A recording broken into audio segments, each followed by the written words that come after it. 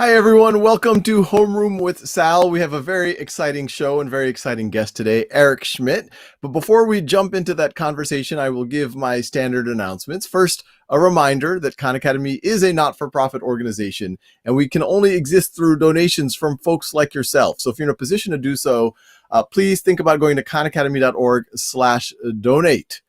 I also want to give a special shout out to several organizations that stepped up over the last few months. Many of them have been supporting us over the years, but especially when they saw that we were running at a deficit pre-COVID and our costs went up because of COVID. We've had 250% of typical traffic. A special thanks to Bank of America, Google.org, AT&T, Fastly, and Novartis for helping us fill that gap. But we still need more help, especially for 2021. So please think about making a gift.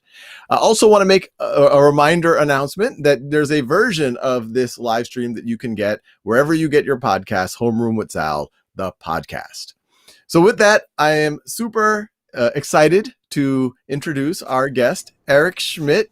Eric, there's a lot of things folks know about you. You are former CEO of Google. You were the executive chairman of Google. You're an advisor to Google. You're actually a former board member of Khan Academy. You've been a supporter of Khan Academy over the years. Thank you for joining us. Well, thank you, Saul. And when we first met and you had this little operation in Mountain View, I knew the impact that you would have would be fantastic, but the combination of a new set of tools and, frankly, the pandemic has accelerated you to this sort of new level that's really remarkable. So congratulations to you and the team. I'm sure it's been intense. It has. Obviously it's been an unfortunate situation for the world, but it's been nice that we had something to do, something very critical to do. So there's. It's interesting, by the way. I learned one thing.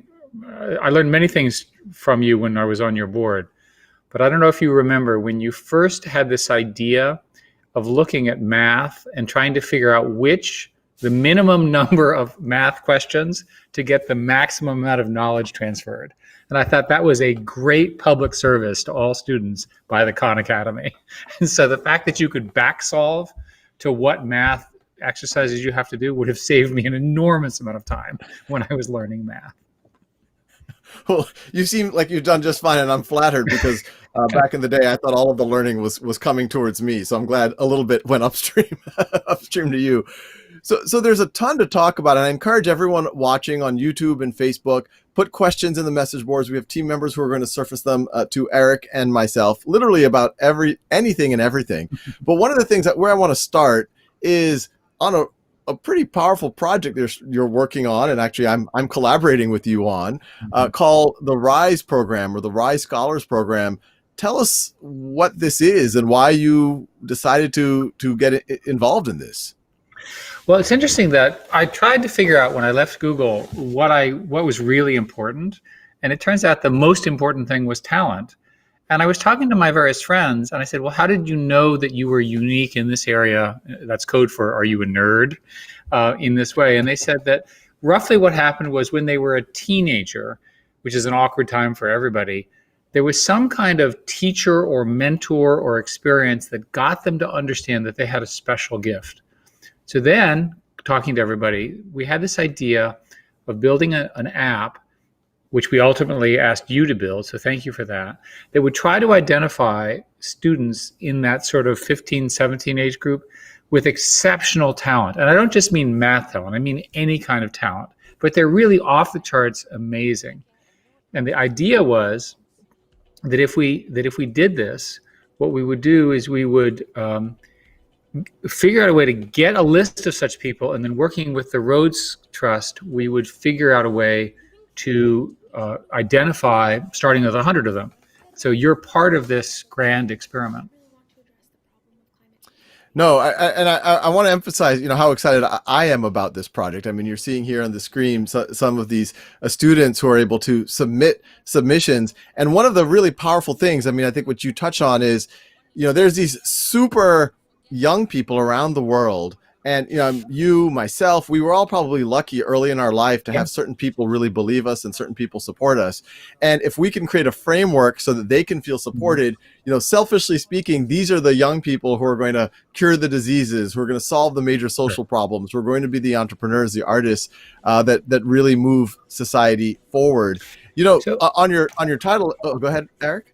well, what happened was, so we wandered around, we talked to you and your team, we talked to some other teams, and there are groups that do a pretty good job of surfacing talent, but they're not uniform across the world. So it became clear that there was talent that was not being found. And so the insight was, it's pretty reasonable that pretty much any teenager has access to either their own mobile phone or someone near them has them pretty much everywhere. So we had the idea, which again, I think was really your idea, of let's have them start by submitting videos, right? Because a video is hard for them to fake, right? And it's a good project to get them, who are they? What do they care about? What is special about them? So that's the grand experiment. Yeah, I remember when we first started talking over a year ago, and your team reached out and they said, "Hey, we're interested in finding these really high potential kids around the world. Maybe a lot of them are using Khan Academy." And I said, "Yes, a lot of them very well could be using Khan Academy, and maybe a lot of them are watching this right now." But I said, what would be really cool is if we could capture your traditional academic content mastery, whatever you want to call it, things that traditional test scores measure, because that's important. And honestly, Khan Academy prepares a lot of that. You have things like SATs, which we partner with.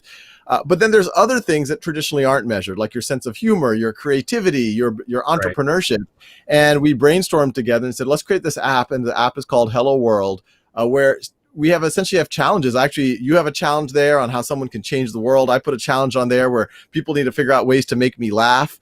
And when they submit these videos, they also get to review other people's videos and help them on their journey to grow themselves. And what we're hoping is that not just for the Rise program, but this could be a new way of folks being able to show who they are, showcase who they are, and get access to opportunities.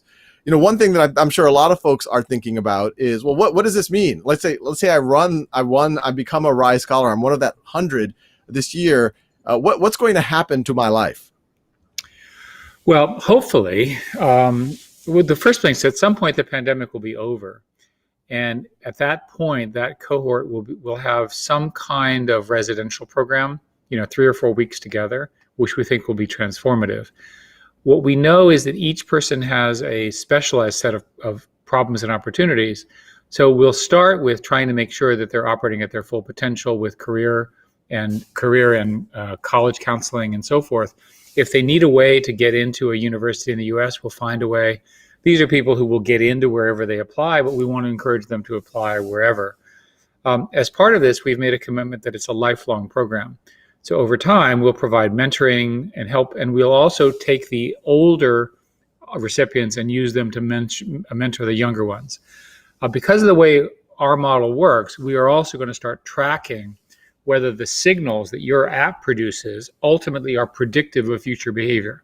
So the key thing is that we have an idea of what shows excellence, and there's some anecdotal data, but over, say, a decade, we'll be able to say these cohorts and these characteristics are the most likely to predict future success with the help we're providing. So that's really interesting to me. And I really want to emphasize this. I've been telling, every young person that I meet who I think could, have a chance of this. I was like, you have to look seriously at this program. I think you said it in a very light way, but, students who win this, they're going to get access to a lot of mentors, a lot of support. Mm-hmm. Once again, not just now and through college, but for the rest of their lives. If they have ideas on how to help humanity, they want to start a business, they want to start a not-for-profit, essentially you're creating an ecosystem to support them. We are. And let's discuss, what will the world look like in 25 or 50 years? There are going to be more people. It's also going to be more complicated. Humans are really good at building complex governance systems, political systems, social systems. So this next generation of leaders are needed now, and they have to be up to the task of an even more complicated and interconnected world. And I'm excited about that. I think that my general view is the sooner we can turn the current regime over to a younger generation who can, fix the mistakes we've made and make some new ones, I think the better. And and I forgot, it's my bad, you're the co-founder of Schmidt Futures, and Schmidt Futures is kind of the creator of this RISE program. Mm-hmm. Explain what Schmidt Futures hopes to do, generally speaking, and how RISE fits in that. Well, it's become the vehicle to express the things that I care about, which started off with talent. We're also spending a lot of time funding science. There's a new generation of scientists, there always is, and they are accelerating discoveries in key aspects of science, medicine, math, those sorts of things. And I'm funding at a very large level, so forth. I'm getting very interested in the notion of creating institutes around new problems. So for example, we have created a virtual institute, that's a code for a funding system, to look at the really hard science problems in climate change. I'm not talking about dealing with it, I'm talking about why. We still don't understand, for example, the relationship of sea ice and the sea around it and exactly why it melts the way it does, these sorts of things. There's plenty of science to be done, and I'm trying to fund it, and especially since the government is now funding R&D at the lowest percentage since Sputnik, 1.7%. So literally, 70 years later, it's the same percentage of GDP for science? That's insane, right? Nevertheless, that's where we are. So this is an opportunity for private philanthropy. I'm also extremely interested in learning. And frankly, this came out of I don't know if you remember, but you had an event at your house back when we could have events in houses, where we talked a lot about education. You were with Bill Gates, who's a big funder of Khan Academy as well. And one of the ideas there was to try to build the database of information about how people learn. So that's called learning engineering. And it turns out we have lots of opinions about how people learn, but we don't actually have any provable data. We don't have any AI science around this. So I'm trying to fund that as well. No, it's a pretty bold goal. I mean, if I read between the lines, it's really you're stepping up, and you are stepping up in massive ways to kind of help fill this gap that normally is done by nations and governments. We're in obviously a very unique time with the political environment, with COVID, with what's going on work and remote work and all of that. And given your org's, Schmidt Futures, what is your sense of the future? If we're looking back 5 years from now, 10 years from now, what do you think is going to change for the better, and what do you think is going to change for the worse? Well, I don't mean to state the obvious, but when historians look at the West's performance with respect to the pandemic, they're going to give us an F. Democracy, as it's currently formulated, is not serving the health and safety of the citizens of Europe and of South America and of the United States. There are a few democracies in Asia primarily that have managed to get through this. There's a couple in Europe, but otherwise it's been a disaster.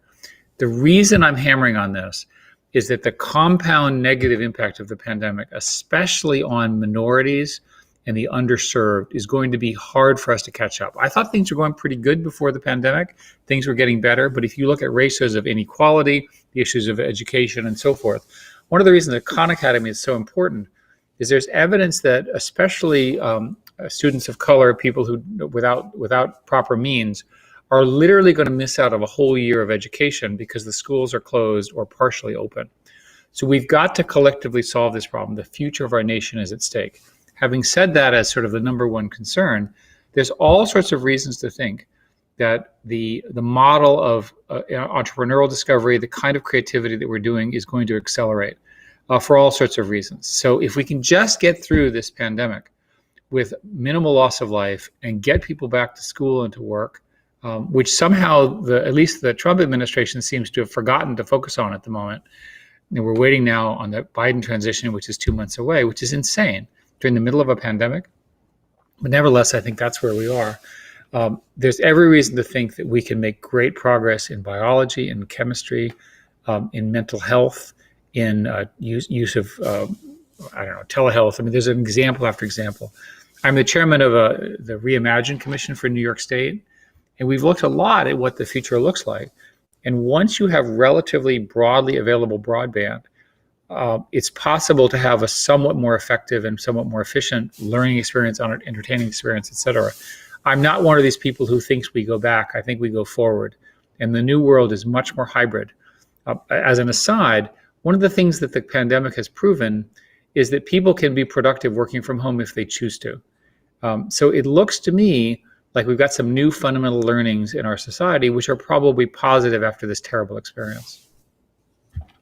And there's a lot in that. I mean, on just the second to last thing you mentioned, then I want to get to the last thing you mentioned, the notion of essentially access to broadband and the digital divide.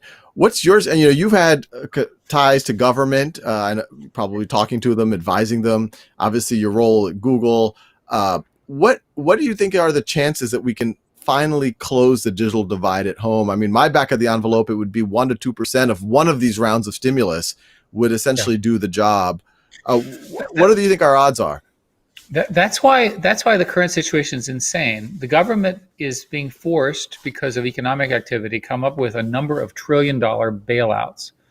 All we need is 50 billion, 100 billion to both wire up the rest of the country and fund all the rapid testing, fund all the sentinel systems, fund all the knowledge systems to keep us safe.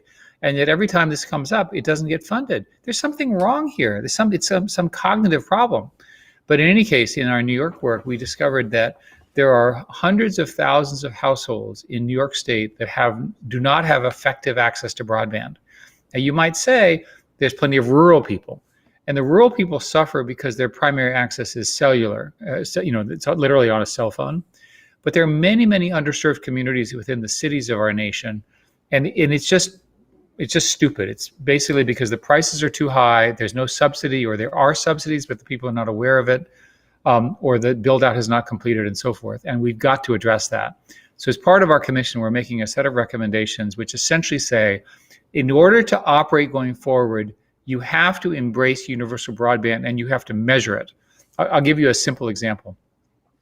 Under the FCC rules, you can count connectivity based on a single household within a zip code. In other words, the coverage looks a lot better than it really is. And so we propose, for example, crowdsourcing the actual coverage map so we can figure out who actually has broadband. And you'll be surprised where the holes are. Here, I'm in New York City, and you spend a lot of time in New York. New York has plenty of holes. It's easy to cover if you want to. That's fascinating. And what's your sense, assuming we are able to cover it, and the silver lining, I've never seen more energy than we're seeing right now at hopefully closing the digital divide. The kind of your last point that you had made around the future of work and that people realize that they can be reasonably productive remote, given your vantage point as, former CEO of, the techiest of tech companies that has a lot of infrastructure that allows people to work remotely. What do you think is going to happen to work and business travel and all of that? Well, there's a couple of interesting statistics. One is that only about 30% of the workforce can effectively work from home. Think about the number of people who are in security guards. They open doors. They have to be in some kind of manufacturing facility to oversee something. There are teachers who have to be in a classroom, etc. There's so many jobs which are not able to work from home at the moment. And for those who wish to work from home, some of them don't have environments, as we discussed, where they have appropriate broadband, or maybe they don't even have a working environment where they can do their work because they live in a relatively cramped place, which wasn't a problem, but now it is because they have no space to focus on what you and I are talking about. So I think these things will adjust. And I think the most important thing is that we're not going to go back to the structured 9 to 5 in the office. It's going to be more flexible. There are going to be more hybrid models.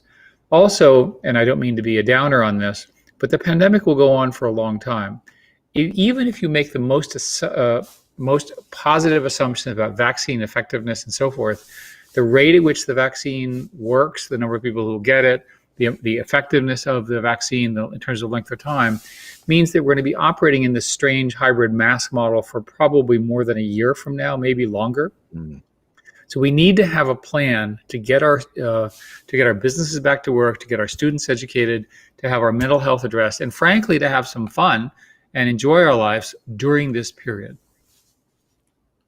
No, it's fascinating. There's so much that's in flux. So we're getting a ton of questions on Facebook and YouTube. So the first question from Facebook, Mandy Roby, do students apply them? They're asking this, I guess, about the RISE program. Do students apply themselves or do they have to be nominated?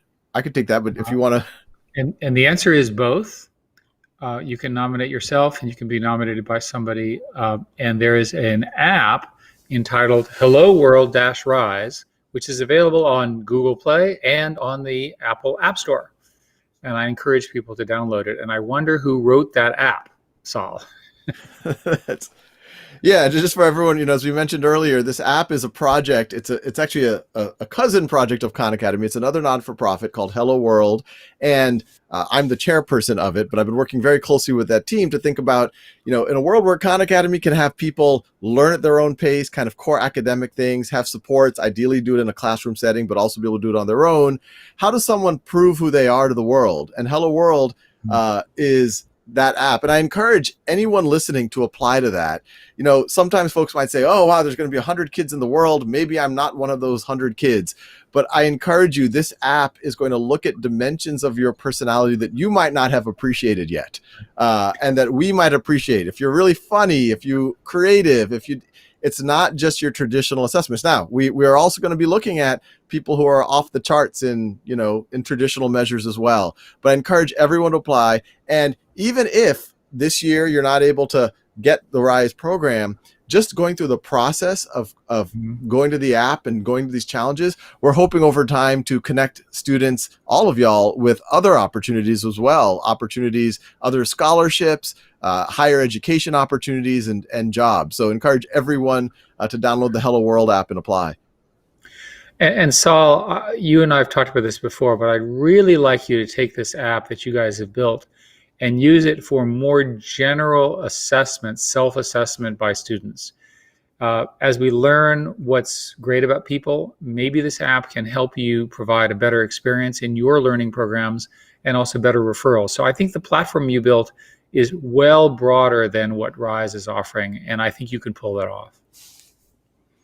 That's what we're hoping, and but we're very excited about working with RISE as kind of the first end goal for the app, because as we said, and I think you're being very humble with what this program is. I mean, I'm telling every young person, if my older son was a little bit older, I'd be like, you're applying for that tonight. We've been waiting for your kids to grow up for a while. We talk about your kids all day. No nepotism. It would be on their own merits, but this is a great program for anyone who just goes through the process of applying. I think it's going to be a really powerful thing. You're going to have artifacts that you're going to be able to show folks to impress them and get opportunity. And then for the folks who become finalists and the folks who become part of the Scholars Program, this is genuinely going to be life-changing. And you get to be part of that first class of people that are going to be heavily invested in. So there's other questions coming in over here. Oh, whoops, I dropped my headphones.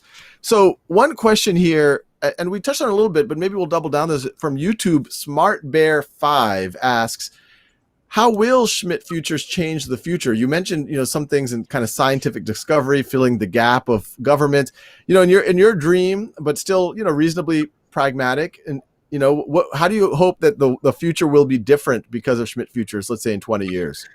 Well, what I hope is true is that we have an unusually good model for talent. In other words, that we can just somehow feel the talent better than others. And so we collect these teams together. So what I'm particularly excited about, which I'm working on now, is to try to identify the really hard problems in society. I'll give you one: inequality. The inequality is getting worse. How is this okay? It's clearly not. I'm very interested in moving the AI platforms beyond their current technology base to more aggressive uses of AI in terms of knowledge learning. I'm very interested in using AI to approximate functions that have never been computable before. This occurs in chemistry and physics and biology. I'm very, very interested in the progress that people can make in biological systems now. It used to be that you had to sort of manually adjust where you thought the targets of drugs were and how the various components of biology work. And now you can use synthesis programs that will actually do this. There's evidence of people who can use synthetic biology at scale now to build parts of life that will be helpful for human existence. I can just go on and on.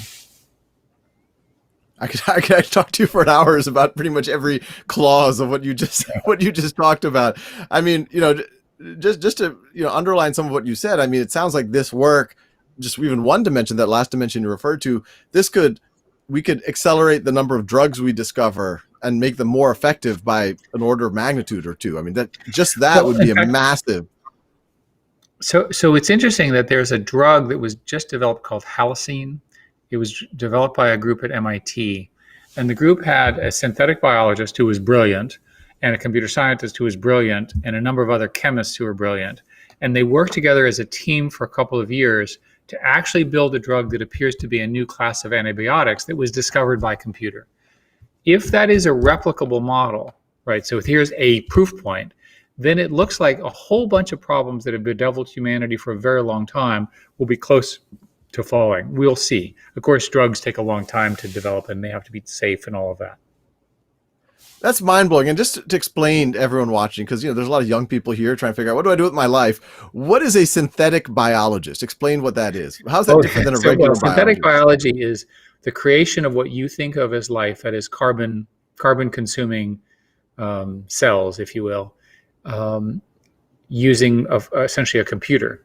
And there are techniques where the cells are essentially combined and you get something which is a life form.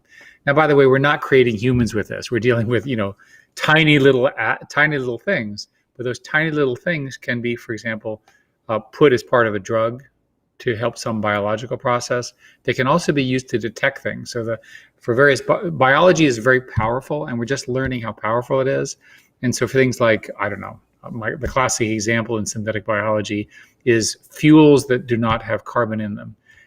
In other words, synthetic fuels, and that's another example. Today, synthetic biology is primarily focused on new drug categories because, frankly, that's where all the money is. No, that's. I mean, it's mind blowing. I mean, even when you talked about that, not only are you kind of synthesizing new organisms or new molecules, but the how to synthesize is being informed by artificial intelligence. I'm assuming it's being trained on data of what other types of molecules have been able to do as far as being antibiotics or something like that, and now to be able to create new molecules. It's interesting that it's pretty clear that 30 years ago, if someone asked you what field you should get into, the correct answer was computer science. Computer science has sort of taken over the world in terms of it's now the number one major in most universities. It's accepted as a mainstream activity, whereas 30 years ago it was sort of crazy people like me. It was seen as sort of on the side. Now it's mainstream. What's the next one? It's clearly biology, because biology is so deep, so powerful, and so poorly understood at the molecular level, at the processes level. So here's an example. We can't build a fully functioning model of a digital cell yet. Think about it. We should be able to do that. There are teams that are now trying to build small models of not human, but mouse brains and things like that. Again, we're off by an order of magnitude of the ability to do it. The biological world is so much more complicated than I thought, and is likely to be chippable, awayable, whatever the word is, over the next few years. I like that. Because of the advances of the technologies that I'm describing. So to me, if I were to give advice to a young person, if you can do biology, and biology is fascinating, it has a heavy math component. Again, touch up on your math, but the fact of the matter is that's where the money is going to be, in the same sense that it used to be computer science. Yeah, and it sounds like, I mean, it's really the convergence of these two, because it's really the computing that is allowing us, because biological processes have been so unfathomably complicated. And, you mentioned the cell, and there's a video on Khan Academy. I still remember doing this where I had like this image, we have this image of the cell that a lot of books have, this very simple thing with the nucleus, but the reality of a cell, it's like a whole universe in there, and the complexity of how it works, it's mind boggling. But the fact that we can start to understand it. I'm funding a project, a large project, which has not yet been announced, to try to understand how the cells communicate with each other. Think of it as the biology of life. We don't even understand the signaling between the various components of the cell. We can see the cell, we can name the parts, the microscopes are really good, but we don't understand how the transformations occur. And the theory is that there's probably a unifying language. It's one that we haven't discovered yet, which was built by God and by nature, which is at the basis of all of that. Now that's cool. No, it is mind blowing. I can't tell you how many times that even when I was trying to cover the biology for Khan Academy, which is, apparently, entry level, college level biology or high school level biology, that sometimes I'm like, okay, the textbook says A leads to B, but why does that really, really happen? Then I'd call some friend who's, a professor at Johns Hopkins or Duke or MIT or Stanford, and they say, actually, Sal, you just stumbled on a cutting edge. We don't know the answer to that. And it's We don't exactly know what the you answer. described. There's so much that we don't, we're a big bag of trillions of cells, and we really just don't understand But it at but but I all. but I think for the students that you work with, your customer base, if you will, the most important thing to understand is that there's so much going on that's sexy and interesting in these fields that if you get it all interested in it, just run at them. And Khan Academy has all the initial information that you need. And if it whets your appetite, then online in my case, I was interested in computers when I was a sort of 15-year-old. I would have had the internet existed, which it didn't. I would have been deeply into it as a 16-year-old because I was so interested in it. I would have spent all night just playing with it, playing games, learning how it worked, experimenting with it. That possibility is now in front of you in all of these fields. No, it's really mind blowing, and I see how it all fits together because Schmidt Futures is both working on the technology and the processes and the science of the future, and also the pipeline of everyone, not just in science, but the people who are going to be able to make the change. Because it's not just going to be science that has to be forwarded, and technology is going to be policy, it's going to be the arts, everything is going to need to evolve, and that's Yeah. what y'all are, But what we're trying to find with the Rise Fellows. But one of the things about you, Saul, is that in order to do what you do, you have to be insanely curious. So a good rule of life for, again, our constituencies, our customers, our students, what have you, is just keep asking questions and challenge assumptions. I hate it when people say, well, the following is true, and I check it and it's not. And I say, look, right, here's the evidence. And then they're so stuck on their idea, they don't realize there's an alternative. It's called critical thinking. So as you explore these fields, the critical thinking that you will develop will be so powerful in terms of your life. Your ability to, and when the government does something stupid or the media lies to you or somebody misleads you or whatever, you'll be able to say, you know what? I actually know the answer. I have the strength of my own convictions because I've done the research. I can do the critical thinking and I know what is true and I'm going to pursue this because I'm passionate about it. And that's when greatness happens. No, it's very powerful. And just to close out, these conversations always go much faster than I expect. I just looked at it, I was like, oh, we're almost out of time. And you already touched on this, but there's a lot of 15 to 17-year-olds listening, or even younger, a little bit older. There's a lot of their parents, a lot of teachers listening. What advice do you have for these young people? I mean, you touched on it a little bit. If the younger version of yourself when you were 15 or 16, but it's 2020, what would you tell them to do? Try to learn calculus. I know that's a boring answer, but it's actually true. If you can master calculus, you don't have to even be good at it. If you at least understand calculus, then you'll have the critical thinking and the analytical capabilities to do economics, the law, any of the sciences, any of the math, any of the things that I care about. So to me, if you can get yourself to the point where you can do calculus, and again, Khan Academy is fantastic on this stuff, I think it will have a huge impact. So, it's the old thing of in the Graduate movie way back when, he said the answer is plastics. So my answer is calculus. No, that's super fun. I didn't expect you to say that, but I love your answer because one, I also love calculus, and Khan Academy is a great place to learn that. And you're absolutely right. Even if you don't take a derivative or an integral in your future life, it shows that you have the kind of the analytical capability to think fairly deeply about things. And today there's supports to do it. You can learn at your own time and pace on Khan Academy, practice videos. We actually have another cousin effort called schoolhouse.world, where you can actually get free tutoring for calculus, and then you can prove what you know and then become a tutor yourself, and that can lead you to opportunities. And then obviously on Hello World, you can apply whether it's your calculus, your science skills, your computing skills, your artistic creativity to lead to opportunity. Well, I could talk for hours about any one of the sentences you mentioned today, but thank you so much. Well, let me thank you, Saul. You've changed the world. You've changed probably 1 million lives already, and you're on your way to 10 million. I admire what you've done. Having you as a partner is one of the great things in my life today, and I want to do more with you. Thank you so much for having me on your show. No, well, Eric, the feeling is more than mutual. You've been a And you were very kind when you said you learned something from me. But in the early days of Khan Academy, I remember when 60 Minutes was doing a piece on Khan Academy, and then the producer randomly said, "Oh yeah, we got Eric Schmidt." I was like, "Eric Schmidt knows who I am?" And then I mean, I remember at the end, anyone could find it on YouTube, that end of that 60 Minutes piece, you were very generous about, who I was.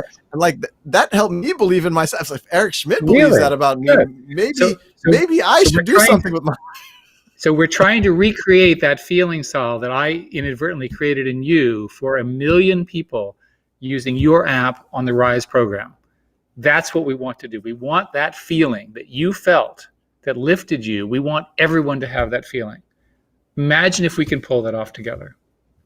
No, I love that. Let's do that. And it's going to be selfishly motivated, because these are the young people who are going to entertain us and drive discovery of medicines and keep us alive longer and make our lives better. So I'm excited to go on this journey with you, Eric. Okay. Thanks again, Saul. Thank you. Well, thanks everyone for joining.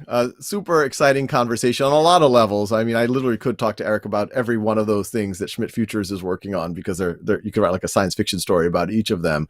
But I do want to encourage everyone listening, whether you are a teenager, whether you know a teenager, whether you're the parent of a teenager or teachers of teenagers, take a serious look at this Rise Scholars program.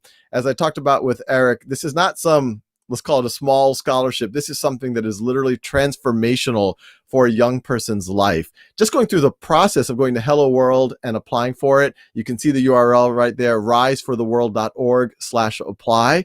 And this is the first year. And I think when you get in on the ground floor of something, that's even that much more exciting. So encourage everyone watching to apply and get everyone else to apply. It literally is going to be a life-changing opportunity for you. So with that, I will see you. Actually, I'll see you in a little while, probably after Thanksgiving break. I'm going on a little bit of a vacation. So I'll see y'all in, I guess that's going to be December. See y'all then.